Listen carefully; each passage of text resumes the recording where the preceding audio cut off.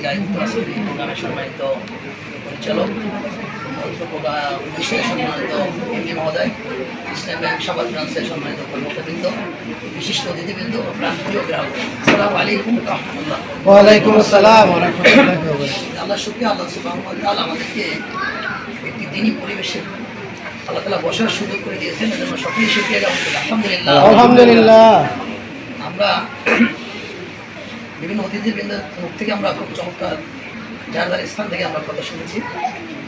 আমি পবিত্র কালামুল্লাহ শরীফের একটি আয়াত থেকে আপনাদের সামনে তুলে ধরেছি। আল্লাহ রাব্বুল আলামিন বলেন, ইয়া আইয়ুহাল্লাযীনা আমানুত্তাকুল্লাহ, হে ঈমানদারগণ, তোমরা আল্লাহকে ভয় করো, হাক্কা তুকাতিহি, যেরকম করে ভয় করা উচিত। ওয়ালা তামুতুন্না ইল্লা ওয়া আনতুম মুসলিমুন, মুসলমান না হয় তোমরা মৃত্যুবরণ করো।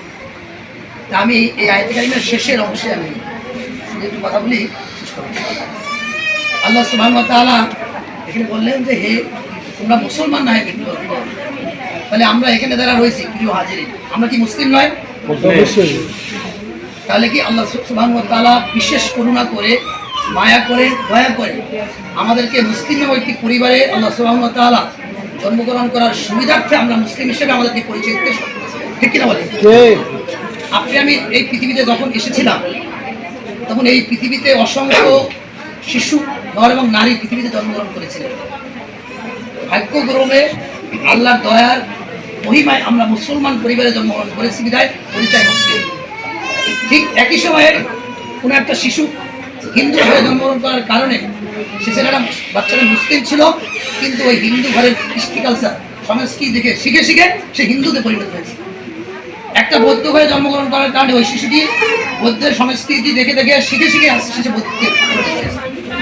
তার মানে একটা সন্তান হিন্দু হয়েছে, বৌদ্ধ হয়েছে, খ্রিস্টান হয়েছে, কিন্তু ঘটনাক্রমে আল্লাহ তাআলার বিশেষ মায়ায় আমরা মুসলমান হিসেবে আমরা জন্মগ্রহণ করেছি এবং আমরা পরিচয় দিচ্ছি আমরা মুসলিম। ঠিক কিনা বলেন? ঠিক। প্রিয় ভাই, আল্লাহ সুবহানাহু ওয়া তাআলা আবার করে বললেন যে তোমরা মুসলমান না হয়ে তোমরা মৃত্যুবরণ করো না। তাহলে কি আমরা মুসলিম হইনি?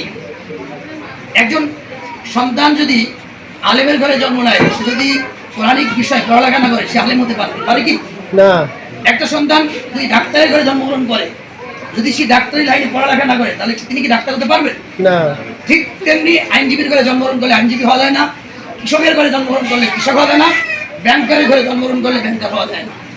ঠিক তেমনিভাবে মুসলিম পরিবারে আমরা জন্মগ্রহণ করেছি বিধায়ী আমরা পরিপূর্ণ মুসলমান হতে পারি না।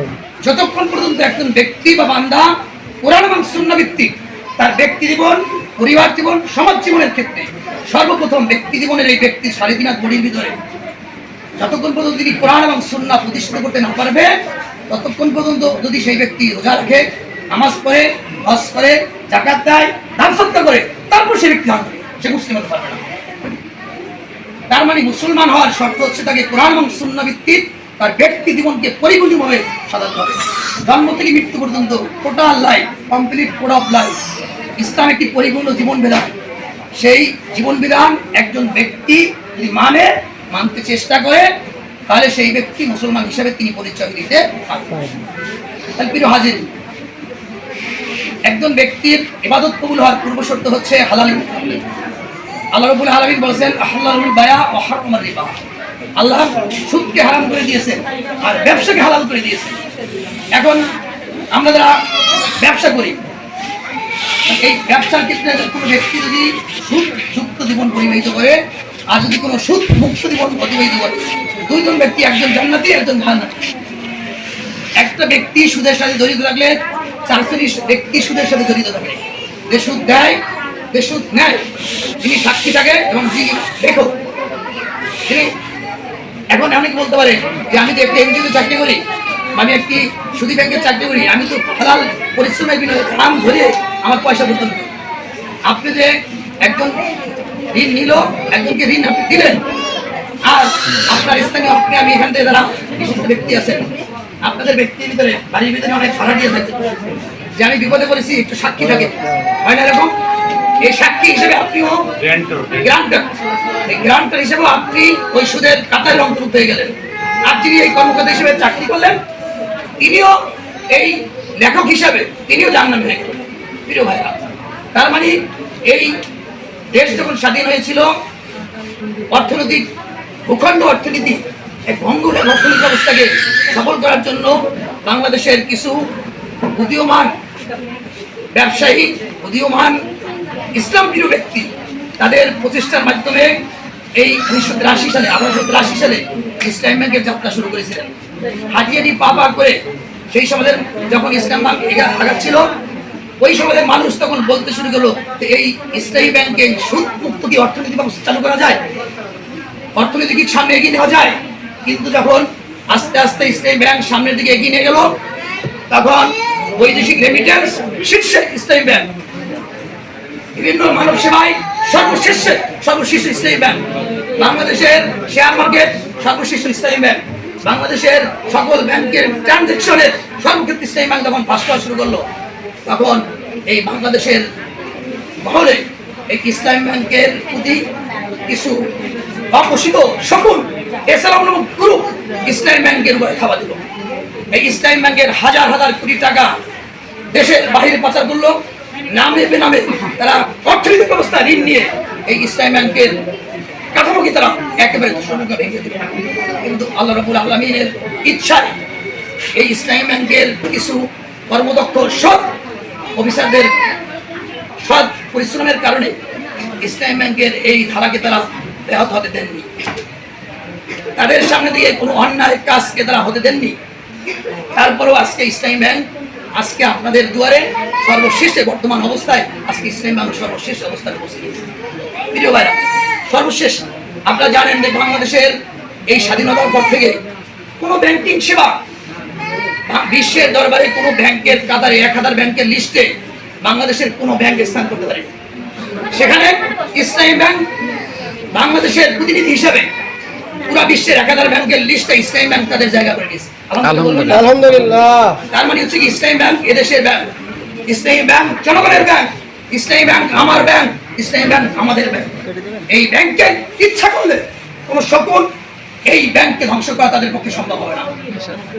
সুতরাং প্রিয় গ্রাহকবৃন্দ, আমি আপনাদেরকে উদ্যত আহ্বান জানাবো, কানাকানি ফিসফিসানি লেখা, পত্রিকায় লেখা, মিডিয়ায় আসা, এগুলো আপনারা দেখেছেন। কারণ মিডিয়াগুলো ইসলামের পক্ষে কোনো মিডিয়া ছিল না। বাংলাদেশের যতগুলো টিভি চ্যানেল, প্রত্যেক টিভি চ্যানেল একটা নাস্তিক টিভি চ্যানেল, এখানে কোনো সঠিক কোনো তথ্য, তাদের স্বার্থের আঘাত করার কোনো রাইটার তথ্য তারা হেডলাইন আন্ডারলাইন পদ্ধতি তারা প্রকাশ করে। সুতরাং এই ইসলামী ব্যাংক আমার ব্যাংক আমাদের ব্যাংক, যদি আমরা মনে করি যে একজন সুনাগরিক হিসেবে, একজন ইমানদার হিসেবে আমাদেরকে আমাদের অর্থনৈতিক ব্যবস্থা, ব্যবসায়িক ব্যবস্থা, আমাদের ব্যক্তি জীবন পরিশুদ্ধ করার লক্ষ্যে যদি আমরা নিজেদেরকে দুনিয়ার এই পরবর্তী জীবন শেষে পরকালীন জীবনে আমরা যদি জান্নাত পেতে চাই, অবশ্যই সুদ মুক্ত জীবন ব্যবস্থা আমাদেরকে প্রচলিত করতে হবে। আমাদের প্রত্যেকের ব্যবসায়িক প্রতিষ্ঠান যদি কোনো সুদী ব্যাংকের সাথে জড়িত হয়, আপনি হাজি হতে পারেন, ব্যবসায়ী হতে পারেন, কিন্তু আপনি দুনিয়ায় সফল হতে পারেন, পরকালে আপনার সফলতা অর্জন করা সম্ভব নয়।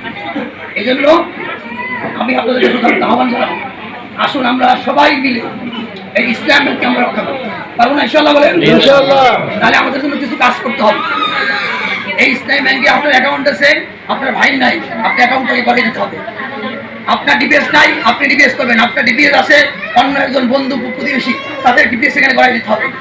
এফডিআর জমা অর্থ, জমাত বিন্দু অর্থ অন্য ব্যাংকে আছে, ভাষায় আছে, এই অর্থগুলো ইসলামী ব্যাংকের এফডিআরে আপনারা রাখতে হবে। তাহলে আমরা মনে করবো এই ইসলামী ব্যাংক আমাদের ব্যাংক। আর ইসলামী ব্যাংকের গ্রাহক সেবায় আমরা আলহামদুলিল্লাহ সন্তুষ্ট। আমাদের পল্লী বিদ্যুৎ ব্রাঞ্চেও আমার মাদ্রাসার পাশেই প্রোগ্রামের ব্যাংক, সন্তুষ্ট আলহামদুলিল্লাহ। যথেষ্ট পরিমাণ গ্রাহক এবং সন্তুষ্টদের আশা দেওয়ার সাথে সাথে টাকা পায়। তবে যান্ত্রিক কিছু ত্রুটি এবং প্রধান ব্যাংকের সার্ভারের কিছু সমস্যার কারণে অনেক সময় আমরা লেনদেন দিই। এই সার্ভারগুলা এই এজেন্ট শাখার কোনো দায়ী নেই তারা। আমি এজন্য ব্যাংকের মূল শাখার ব্রাঞ্চের যে মহোদয় কিন্তু এসেছেন, আমি আপনাদের সুদাপ্ত আহ্বান জানাবো, ব্যাংক শুধু আমাদের, আমরা পরিশ্রম করছি, গ্রাহকরা পরিশ্রম করছে, গ্রাহকের টাকা যত দ্রুত এখান থেকে টাকা সার্ভিস দেওয়া যায় আপনাদের সর্বাত্মক সহযোগিতা আমরা কামনা করছি। পাবো ইনশাআল্লাহ? জি, আমি পরিশেষে আপনাদেরকে উদাত্ত আহ্বান জানিয়ে প্রত্যেকের সুস্বাস্থ্য মঙ্গল কামনা করে দুনিয়ার পরবর্তী জীবনে দেখা নাও যদি হয়, পরকালের জন্য একসাথে আল্লাহ তাআলা জান্নাতের বাসিন্দা হিসেবে আপনাদেরকে কবুল করুন। বলেন আমিন। আসসালামু আলাইকুম।